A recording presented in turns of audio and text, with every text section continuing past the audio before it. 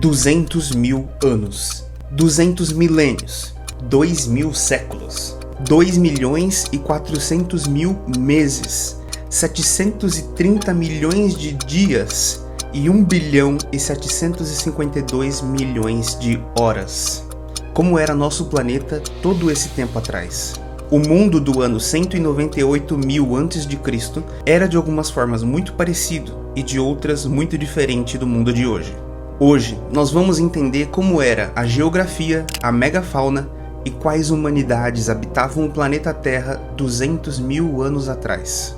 Não existem momentos chatos ou desimportantes na história da vida, mas alguns momentos como esse que vamos visitar abrigam eventos tão importantes que mudam toda a história da vida no planeta. Essa é a minha maneira de agradecer a incrível marca de 200 mil inscritos nesse canal, e eu espero que vocês gostem.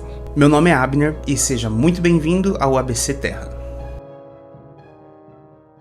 Vamos nos localizar no tempo. Em termos geológicos, 200 mil anos não é tanto tempo assim. Essa é uma quantidade de tempo que já passou 330 vezes nos últimos 66 milhões de anos desde a extinção dos dinossauros não avianos. Então, olhando de longe, vemos que estamos muito perto do presente, e quase todo o Cenozoico, a era dos mamíferos, já havia acontecido nesse momento. Estamos dando um pequeno passo para trás na imensa maratona do tempo. Nos encontramos no Pleistoceno, a época que compreende de 2,6 milhões até 12 mil anos atrás, quando começa a época atual, o Holoceno, ou Antropoceno, depende de para quem você perguntar. Mas no final do Pleistoceno, as mudanças que viriam já começavam a se anunciar. Esse foi um tempo de transição, de muitas maneiras. 10 mil gerações de seres humanos viveram desde então, enfrentando praticamente os mesmos desafios de sempre. A fome, a sede, o frio, o calor e os animais. Deixe isso entrar na sua cabeça por um momento. Se uma máquina do tempo te deixasse perdido e atordoado nesse momento do planeta, nem mesmo o céu podia te ajudar a se localizar. As constelações não seriam as mesmas e algumas das estrelas seriam irreconhecíveis. Em 200 mil anos, poucas, mas algumas das estrelas do céu terão explodido e se tornado nebulosas, bem menos luminosas. Outras estrelas ainda não teriam nascido, mas nenhuma estrela estaria exatamente no mesmo lugar. Podemos até pensar que o céu é estático, porque no tempo que temos de vida é impossível reparar qualquer diferença, mas na verdade ele está em movimento. Assim como planetas girando em torno do Sol, nosso sistema solar inteiro orbita o centro da Via Láctea, como qualquer estrela nela. Uma volta completa demora 230 milhões de anos. Da última vez que o Sol passou por esse ponto da galáxia, os dinossauros estavam apenas começando a dominar o mundo. Era o meio do Triássico. Vamos voltar nesse momento daqui a pouquinho.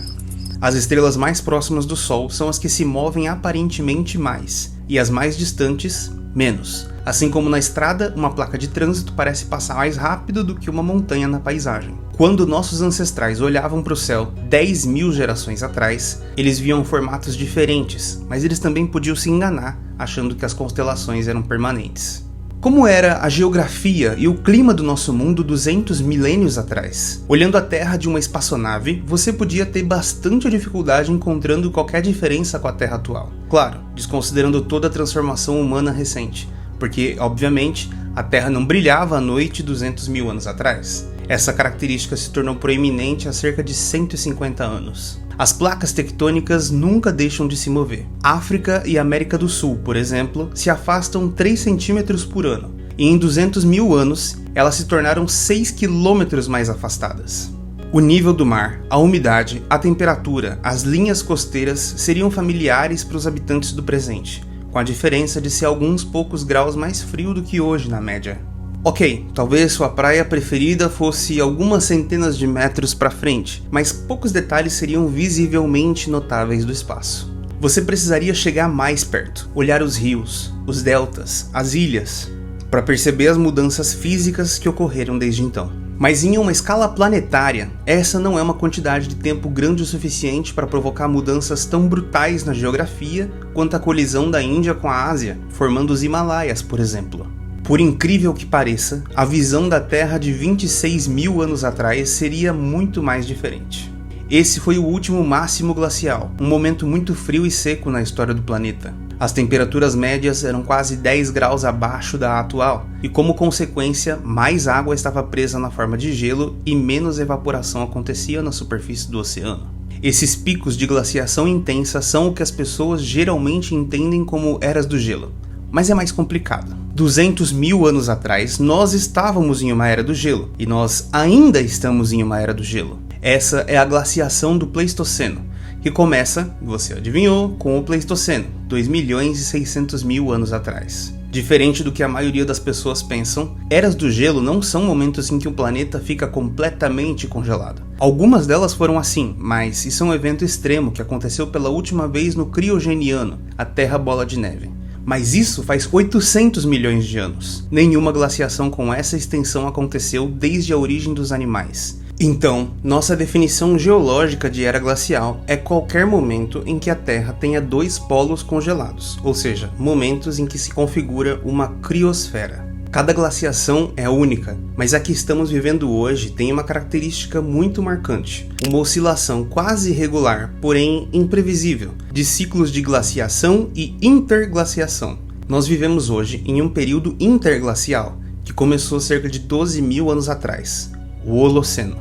Períodos interglaciais são pequenos verões de algumas dezenas de milhares de anos, em que, sem sair de um estado de glaciação, a Terra experimenta um clima mais quente e úmido. Eles pontuam períodos de glaciação mais intensa, que podem durar muito mais, até centenas de milhares de anos, em que as calotas polares se expandem, o nível do mar cai centenas de metros e os biomas se deslocam para se adaptar ao clima mais seco e mais gelado. Por mais que nesse canal eu tenha um forte viés zoológico, são as plantas que mais sofrem com as mudanças climáticas, sendo elas extremamente sensíveis mesmo a pequenas variações. Essa glaciação, que começou mais de 2.600.000 anos atrás, foi um baque para a diversidade animal, e esses ciclos glaciais e interglaciais acabam sendo uma provação constante para a vida no planeta. Mesmo assim, essas variações climáticas se dão na escala dos milhares de anos, e não em décadas como o ser humano tem feito hoje. Alguns podem dizer que o aquecimento global não é uma preocupação, já que estamos numa era glacial e já que o clima sempre varia, mas falta lembrar 3 coisas. A primeira é que a evolução pode sim lidar com as mudanças, e é verdade que um planeta mais quente já foi o lar de ecossistemas saudáveis no passado profundo, mas tudo é uma questão de velocidade. Os animais e plantas precisam de tempo para que a evolução produza as adaptações necessárias para enfrentar as mudanças climáticas. E o que o ser humano está fazendo é milhares de vezes mais rápido do que a natureza é capaz de acompanhar na maior parte. É por isso que estamos vivendo uma extinção em massa nesse exato momento. A segunda é que não é só a temperatura o problema, e sim também toda a poluição química, plástica, radioativa, a destruição dos habitats, etc. E a terceira é que nós já estávamos em um dos momentos mais quentes da glaciação quando as pessoas começaram a esquentar o planeta. E se nós sairmos do ponto de glaciação, o clima pode sofrer uma reestruturação generalizada que vai afetar todas as pessoas e formas de vida nesse planeta. É justamente por nós estarmos em uma era do gelo que o aquecimento global é uma grande preocupação. Você pode ter certeza que você não quer que essa era do gelo acabe, porque a humanidade não sabe viver em uma terra estufa, te garanto. E é por isso que 200 mil anos atrás, o mundo não seria tão brutalmente diferente, porque também estávamos em uma interglaciação. Mas a tendência já era de resfriamento, e logo uma nova fase de glaciação intensa se instalaria. Mais uma interglaciação, entre 130 e 110 mil anos atrás ia acontecer, e da passagem para mais um resfriamento intenso que durou até 12 mil anos atrás, quando entramos na interglaciação atual. Ou seja, 200 mil anos atrás estávamos na penúltima interglaciação. Para entender como e por que nosso mundo era do jeito que era 200 mil anos atrás, precisamos voltar no tempo. Bem mais. Esse é o Triássico, o primeiro período da era dos dinossauros. Se você reparar, vai perceber que a Pangeia reúne todas as massas de terra em um único continente. Isso resultou numa certa homogeneidade nas faunas dessa época, e permitiu que os dinossauros dominassem todos os ecossistemas terrestres do planeta. Na medida em que a Pangeia se fragmentava durante o Jurássico e o Cretáceo, dinossauros diferentes dominaram partes diferentes do globo, mas a dominância deles permaneceu global. Isso até o dia fatídico em que um meteoro de 12 quilômetros de largura atingiu a península de Yucatán, no México, em uma primavera do Cretáceo 66 milhões de anos atrás. A extinção em massa que exterminou todas as criaturas com mais de 10 quilos nas primeiras décadas do Cenozoico pôs um fim à dominância dos dinossauros, mas foi uma grande oportunidade para todos os sobreviventes. Os vencedores na loteria da extinção foram os lepidossauros, como lagartos e cobras, os crocodilos, jacarés e gaviais, e alguns grupos que parecem sobreviver a qualquer coisa, como os quelônios. Eu te amo, jabuti terrestre. E as tuataras, que... honestamente, o que vocês ainda estão fazendo aqui? Mas que bom que ainda existem. Vamos agrupar todos eles como répteis. E aí vem os dinossauros avianos, os mamíferos marsupiais e os mamíferos placentários. Todos esses grupos tinham a chance de tomar o lugar dos dinossauros, ocupando seus nichos e desempenhando seus papéis ecológicos, agora vazios. Mas havia um problema no plano de conquistar o mundo. Não era mais possível que um animal terrestre se espalhasse pelo mundo, porque dessa vez os continentes estavam separados. Antártida e Austrália ainda formavam uma massa de terra só. A América do Sul e a África eram continentes isolados, mas a América do Sul continuaria sendo por muito mais tempo, e a África estava destinada a logo se encontrar com a Eurásia, elevando a Europa, que estava quase toda submersa nesse momento. A América do Norte mantinha uma conexão permanente com a Ásia, entre a Sibéria e o Alasca. A consequência disso é que nos 60 milhões de anos seguintes, a era dos mamíferos estava dividida em 3 grandes ecodomínios, cada um com a sua história evolutiva independente.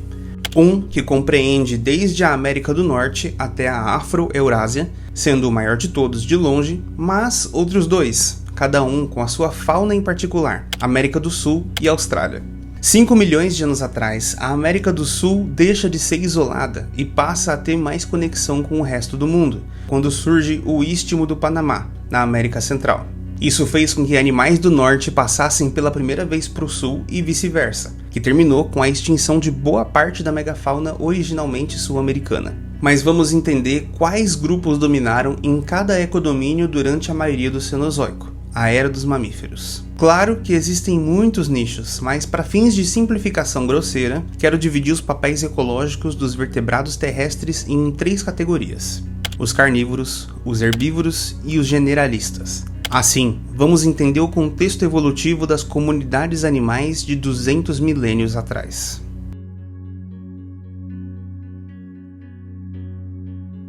No maior ecodomínio do Cenozoico, mamíferos placentários conseguiram conquistar os 3 grandes nichos: a carnivoria, a herbivoria e o generalismo. Logo, o mundo de 200 mil anos atrás reflete essa realidade. Muitos animais característicos da África habitavam tanto a Ásia quanto a Europa e a América do Norte, como leões, hienas, elefantes, rinocerontes, camelos, entre muitos outros. A presença da megafauna criava um imenso corredor de áreas abertas onde hoje se estabelecem as florestas temperadas de coníferas. Esse era de longe o maior ecossistema da Terra, uma savana gelada apelidada Estepe de Mamute, onde habitaram os animais mais característicos da megafauna da Era do Gelo. Mas essa configuração de savana permanecia mesmo durante as interglaciações, durante todo o Pleistoceno, e em termos geocronológicos ela acabou de colapsar. A megafauna do Pleistoceno acabou de levar um golpe muito duro, e uma grande parcela da megafauna do planeta foi extinta em um breve período de tempo que coincide com o início da atual interglaciação. A extensão da parcela de culpa das humanidades nessa extinção ainda é muito debatida. Com a megafauna virtualmente extinta, as árvores que antes eram pisoteadas e derrubadas começaram a crescer. O que era uma imensa, populosa e diversa savana até 10 mil anos atrás, se tornou uma floresta monótona, pobre em diversidade, tanto animal quanto vegetal. Então, por mais que estivéssemos em uma interglaciação 200 mil anos atrás, essas florestas do hemisfério norte eram muito mais restritas, e no lugar delas havia uma versão fria da savana africana. Ao invés de elefantes, tínhamos mamutes, e ao invés de rinocerontes, tínhamos rinocerontes lanosos, e por aí vai. Mas alguns animais se destacam. Um dos animais incríveis que coabitaram a África, Oriente Médio e subcontinente indiano com os nossos ancestrais foi Civatherium. Esse animal é provavelmente o maior girafídeo e o maior ruminante que já existiu, com uma aparência imponente e 2 pares de chifres na cabeça. Ele tinha um aspecto que lembraria um okapi gigantesco, e esse animal incrível pode ter vivido até tempos tão recentes quanto 8.000 anos atrás. Algumas artes rupestres na África parecem dar match com os esqueletos desse animal, o que significa que eles faziam parte da paisagem durante a esmagadora maior parte da história da humanidade. E ainda assim, Silvatherium era apenas um gênero dentre muitos girafídeos que já popularam o planeta. Outro animal fascinante que pode ter convivido com outras humanidades, como os Homo erectus, é o Gigantopithecus. Ele foi o maior primata que já existiu, e habitou as florestas da Índia, China e Vietnã entre 5 milhões e 100 mil anos atrás. Ele era próximo dos orangotangos, podia chegar a 3 metros de altura e pesar incríveis 600 quilos. A dieta do Gigantopithecus, assim como a do panda, consistia quase inteiramente de bambu e de frutas, e as causas da sua extinção ainda são controversas. 200 milênios atrás, a visão do Gigantopithecus para o pequeno Homo erectus, ou até mesmo para os denisovanos, pode ter sido absolutamente intimidadora. Eles ainda viveriam por 100 mil anos nesse momento, antes que fossem esquecidos pelo tempo. Todas as espécies de elefantes que existem hoje já existiam nessa época, além de muitos outros. Na Eurásia, o mamute lanoso, o mais famoso dos mamutes, habitava desde a Europa até a Sibéria, em toda a extensão da estepe de mamute. Nós conhecemos essa espécie intimamente, até mesmo no nível genético. Foi possível sequenciar o genoma desse mamute extinto a partir de amostras de material orgânico preservado pelo permafrost, o solo congelado no Círculo Ártico. Às vezes, temos a sorte de encontrar indivíduos inteiros, com níveis de detalhe como o pelo e a última refeição ainda preservadas, como é o caso da filhote Yuba. Existem hoje planos sérios para trazer essa espécie de volta à vida, para um projeto de reconstrução do ecossistema ártico chamado Parque do Pleistoceno. Mas isso é uma história para outro vídeo. Mas a clonagem não pode ser feita com espécimes de 200 mil anos atrás, porque o material genético se degenera muito rápido. Os espécimes sequenciados são 160 mil anos mais novos, pelo menos. Essa, que é uma das espécies mais carismáticas da Era do Gelo, viveu até cerca de 4.000 anos atrás, com uma última população na ilha de Wrangel. Sabemos que não apenas os mamutes eram caçados pela sua carne, mas também que seus ossos serviam como material de construção para cabanas e templos, mas a evidência disso não é tão antiga. Na América do Norte, no entanto, dominava o mamute columbiano, uma espécie consideravelmente maior do que o mamute lanoso, sendo um dos maiores probicídeos de todos os tempos. Assim como os elefantes atuais tinham suas versões peludas, os rinocerontes também já foram bastante comuns em toda a Eurásia. O gênero Elasmotherium é o mais conhecido dos rinocerontes da Era do Gelo. Pinturas rupestres mostram que nossos ancestrais conviveram e caçavam esses animais, que podem ter se extinguido cerca de 30 milênios atrás. As primeiras reconstruções mostram o Elasmotherium com um imenso chifre pontiagudo, mas estudos mais recentes apontam para um outro formato, como um domo. Smilodon é o mais famoso predador do Pleistoceno, um gênero de tigres dente de sabre que não eram exatamente tigres, como o nome popular sugere. Ele viveu, como grande parte da megafauna da Era do Gelo, até 10 mil anos atrás nas Américas do Norte e do Sul. Aqui, devem ter evitado competição com as onças pintadas, se especializando em presas maiores, o que pode ser também a causa de sua extinção. Os dentes caninos superiores eram muito longos e grossos, mas também frágeis, o que significa que eles não podiam depender exclusivamente dos dentes para caçar. Seus braços são mais fortes do que a média dos felinos, e ao que parece, era deles que as espécies de Smilodon dependiam para abater suas presas. Uma ampla variedade de bovídeos selvagens habitava da África até a Eurásia, mas talvez o mais impressionante de todos seja Pelorovis. Esse bovídeo africano tinha um chifre impressionante, cujas funções ainda são debatidas. Ele pode ter vivido até tempos tão recentes quanto 4 milênios atrás, e sua convivência com humanos também é documentada em artes rupestres. Mas o bovídeo mais importante e presente em toda a história da humanidade foi o auroch. Esse boi selvagem deu origem a todas as raças modernas de gado, em alguns eventos independentes de domesticação. Sua distribuição era extremamente ampla, desde a Sibéria até a Europa e a Índia. Os aurochs se extinguiram durante o final do Holoceno, devido à perda de habitat e à caça, quando o último indivíduo morreu em 1627, na floresta de Jaktoro, na Polônia. Mas tentativas de recriar o auroch com o cruzamento de diversas raças de gado já aconteceram, e por mais que o resultado pareça superficialmente um auroch, geneticamente é outra história. Para terminar nossa análise de como era esse grande ecodomínio 200 mil anos atrás, vamos fazer uma rápida viagem para Madagascar. Aqui, em uma das maiores ilhas do mundo, a biogeografia e a evolução fizeram sua mágica, produzindo uma fauna peculiar, que vale um vídeo só para ela certamente. Vorombe é provavelmente a maior ave que já existiu, sendo o dinossauro mais pesado a viver depois do Mesozoico. Conhecidos como aves-elefante, eles podiam pesar quase 600 quilos e ter 4 metros de altura. Apesar do tamanho, esse era um animal herbívoro e oportunista, e não um caçador feroz. Com toda a caça e procura pelos ovos, esse animal acabou sendo extinto recentemente, no ano 1000 d.C. Agora vamos ver o que estava acontecendo no hemisfério sul 200 mil anos atrás, com os 3 continentes restantes, América do Sul, Antártida e Austrália. Não tem muito o que se dizer sobre a Antártida nesse período, já que esse continente foi quase esterilizado por temperaturas congelantes há mais de 40 milhões de anos. Mas, se ele ainda tivesse uma fauna e flora nativa diversa, provavelmente teria mais semelhanças com a da Austrália, o último continente a ter contato com a Antártida 90 milhões de anos atrás. E é dela que vamos falar. A Austrália é conhecida até hoje como um lugar de animais completamente diferentes do resto do mundo, dominado por marsupiais.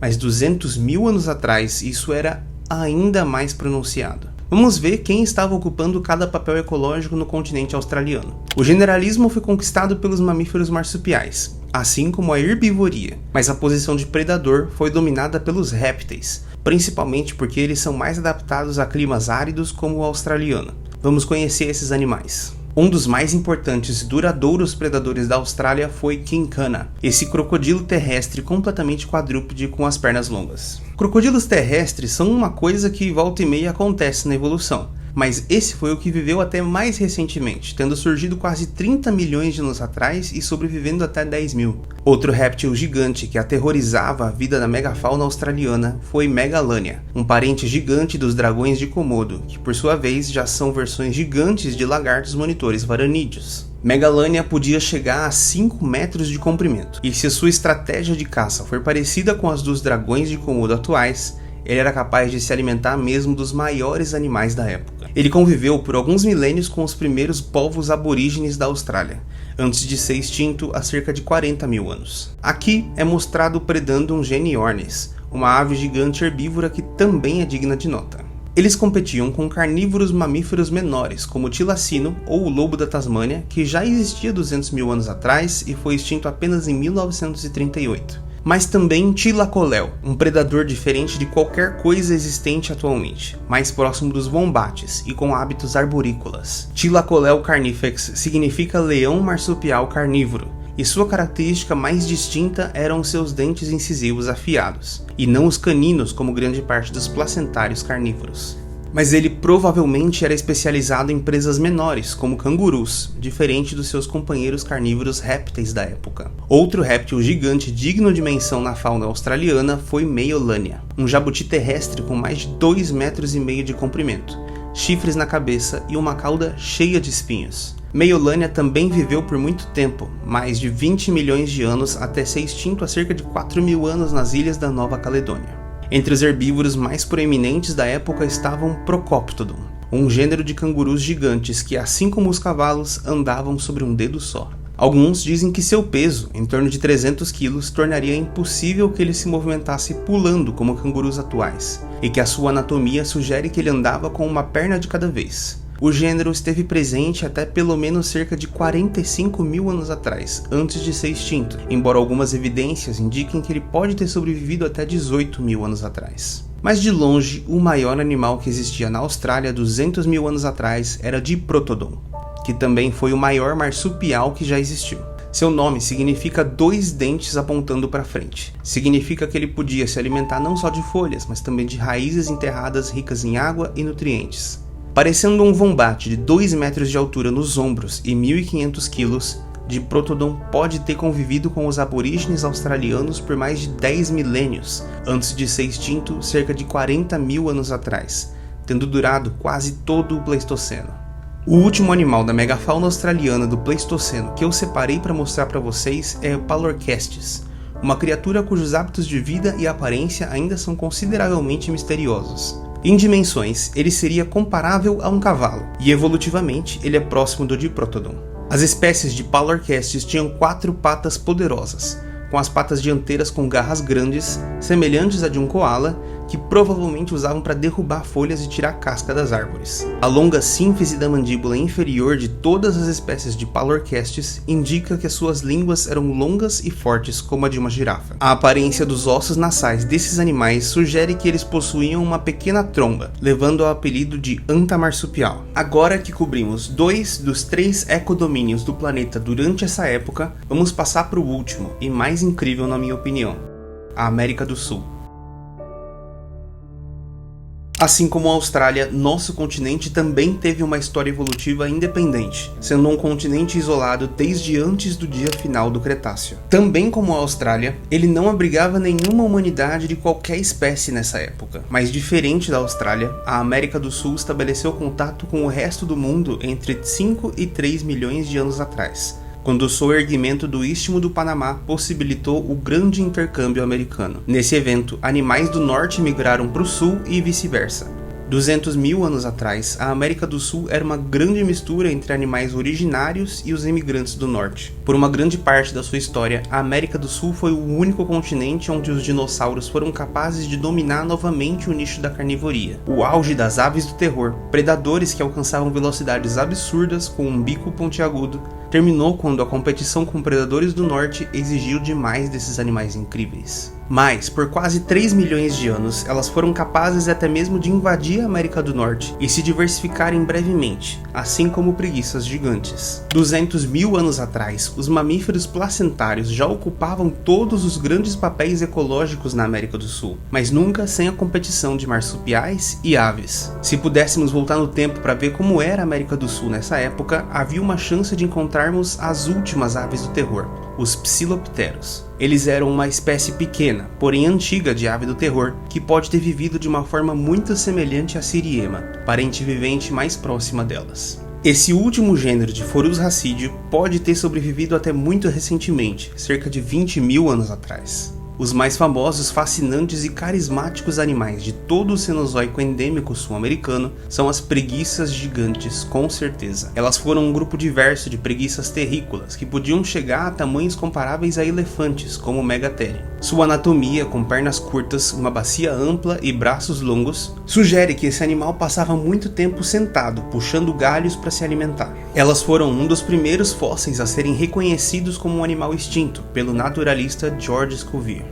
Assim como as aves do terror, elas também invadiram a América do Norte há cerca de 4 milhões de anos, sendo extintas em ambos os continentes há quase 10 mil anos. Ela é um xenartro, uma ordem de mamíferos originária do nosso continente, que inclui preguiças, tatus e tamanduás. Essas preguiças também são conhecidas pelas imensas paleotocas que cavavam, às vezes com centenas de metros de profundidade, em um complexo de túneis que só pode ter sido obra de muitas gerações de preguiças. Esses buracos são tão grandes que é possível andar confortavelmente de pé em alguns deles. 200 mil anos atrás, elas ainda eram muito comuns em todo o continente, assim como suas tocas. Os primeiros humanos a colonizarem a América do Sul, há cerca de 15 mil anos, certamente encontraram esses animais, e a memória deles pode ser preservada em lendas folclóricas, como a do Mapinguari.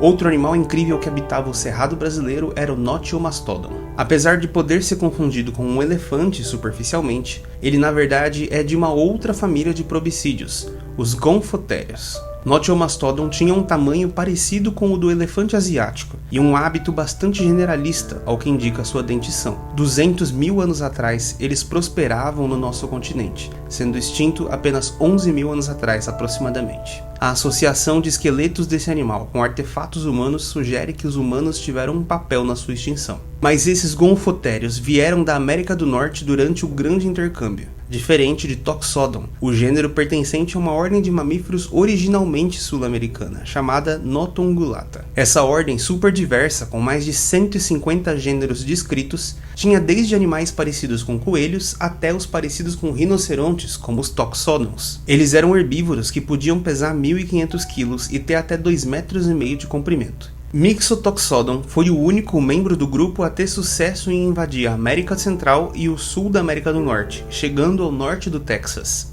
Eles estiveram presentes durante todo o Cenozoico do nosso continente, e adivinha quando eles desapareceram? 10.000 anos atrás. Charles Darwin estudou um crânio de Toxodon que ele comprou de um fazendeiro no Uruguai, o descrevendo como um dos animais mais estranhos já encontrados. Ele ficou confuso, já que o crânio era tão grande quanto o de um hipopótamo, mas os dentes pareciam de roedores, um animal diferente de qualquer coisa viva. Essa foi uma das suas inspirações para a origem das espécies. Macrauchenia era um litopterno, outra ordem originalmente sul-americana, proximamente relacionada aos notongulados. Sua semelhança com as lhamas chamou a atenção dos seus descobridores, mas ela é apenas superficial. O formato do crânio abre a possibilidade de especular a presença de uma tromba curta, como ele foi apresentado em A Era do Gelo. Ele tinha 3 dedos e era uma parte importante da megafauna sul-americana, também se extinguindo 10.000 anos atrás. E falando em outro animal que desapareceu por essa época, Glyptodon foi um gênero de tatu gigante que viveu aqui e eventualmente colonizou partes da América do Norte durante o Pleistoceno. Imagine um tatusca, um tatu do tamanho de um fusca. Esse era o Glyptodon. Ele foi provavelmente uma das presas mais visadas dos primeiros humanos a colonizar as Américas, já que eles tinham adaptações que os defendiam de outros tipos de predador. Muitos dos fósseis encontrados estão virados de ponta cabeça, posição que eles seriam mais vulneráveis. Alguns animais relacionados mais antigos convergiram com os anquilossauros, desenvolvendo uma clava óssea no final da cauda, que é, na minha opinião, uma das armas mais incríveis já produzidas pela evolução. Esse era o nosso continente 200.000 anos atrás.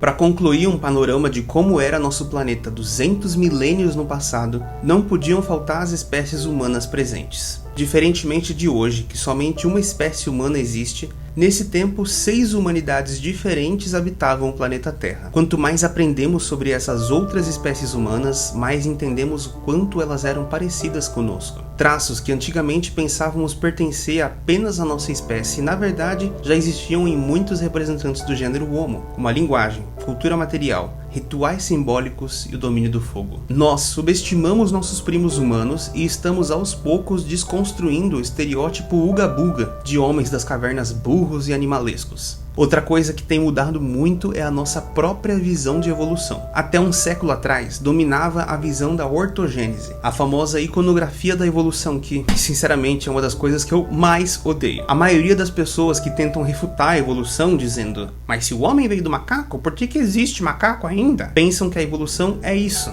uma fila de espécies, uma melhor que a outra, culminando em um ser perfeito, o ser humano. Mas isso não podia estar mais errado. Evolução não significa melhoria, nem complexificação, nem funciona igual Pokémon. Assim como seu avô não virou seu pai, que não virou você, os seres humanos não vieram de chimpanzés. E sim, humanos e chimpanzés modernos descendem de um ancestral comum que viveu cerca de 7 milhões de anos atrás. E um é tão evoluído quanto o outro. A visão filogenética da evolução é como uma árvore, em que espécies se diversificam e criam novos ramos. Mas, ainda mais modernamente, temos percebido que em pequenas escalas, a evolução pode ser mais como uma teia do que como uma árvore, já que com uma certa frequência, espécies próximas acabam produzindo híbridos. Esse processo tem uma grande importância na evolução da nossa espécie, como vamos perceber ao conhecer cada uma das espécies humanas que viviam nessa época.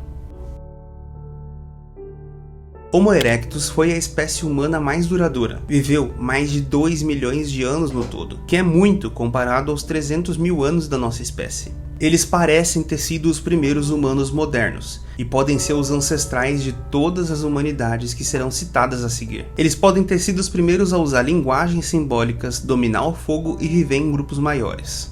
Por conta da sua ampla distribuição geográfica e temporal, Homo erectus tem muita variação de tamanho e formato, e outras espécies podem estar abrigadas dentro desse nome. A única evidência fóssil de grupos de Homo erectus vem de 4 locais do Quênia, onde 97 pegadas feitas há 1.500.000 anos provavelmente foram deixadas por um grupo de pelo menos 20 indivíduos. Um desses rastros, com base no tamanho das pegadas, pode ter sido um grupo inteiramente masculino, o que poderia indicar que eles eram algum grupo de tarefas especializado, como um grupo de caça ou de patrulha. Se estiver correto, isso também indicaria a divisão sexual do trabalho, que distingue as sociedades humanas das de outros grandes símios e mamíferos carnívoros sociais. Mas 200 milênios atrás, os dias de glória do Homo erectus já haviam passado. Ele era uma espécie ameaçada, há poucos milênios da extinção. Homo heidelbergensis foi uma espécie humana da região mediterrânea, entre Europa e África, que pode ter sido ancestral comum entre Homo sapiens e neandertalenses. O uso do fogo se tornou comum entre eles 400.000 anos atrás, o que significa que eles já tinham intimidade com o fogo há 200.000 anos nessa época, aproximadamente. Eles surgem 700 milênios atrás,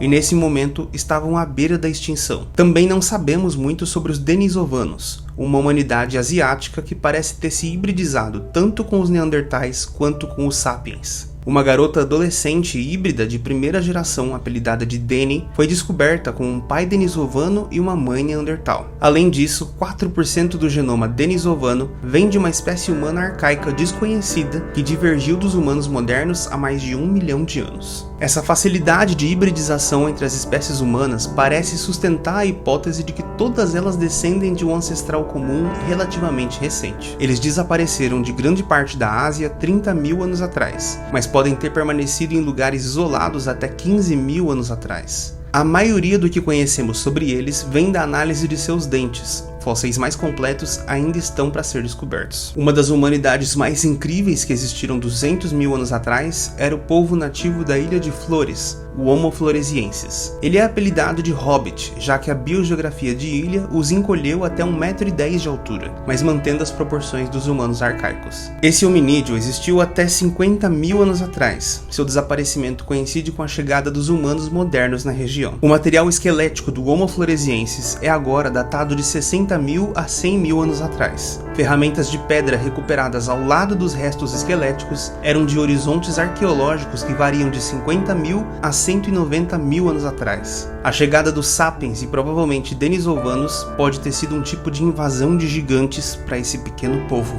O mais famoso dos hominídeos que coexistiu com a nossa espécie 200.000 anos atrás foram os neandertais. Esse ser humano era mais baixo, mais musculoso, tinha membros mais curtos proporcionalmente, mas uma feição mais robusta, com um cérebro maior na média do que os sapiens. Diferente dos últimos hominídeos citados, os neandertais deixaram muitas evidências de sua existência para trás. Em parte é porque eles tinham o hábito de enterrar os seus mortos, o que ajuda a preservar o esqueleto. Alguns desses mortos foram encontrados cheios de ornamentos, com o que foi interpretado como os pertences pessoais. Isso pode parecer algo trivial para nós, mas é uma evidência de que suas mentes tinham a capacidade de produzir um plano simbólico da realidade, com algum tipo de mitologia e crença no transcendente envolvida. Apenas um povo com esse tipo de entendimento do mundo seria capaz de enterrar os seus mortos, ou até mesmo cuidar de membros da comunidade que seriam incapazes de viver sozinhos. Muitos esqueletos neandertais mostram sinais de cicatrização de lesões graves, o que significa que eles podem ter sido impedidos de caçar por meses, anos ou até permanentemente.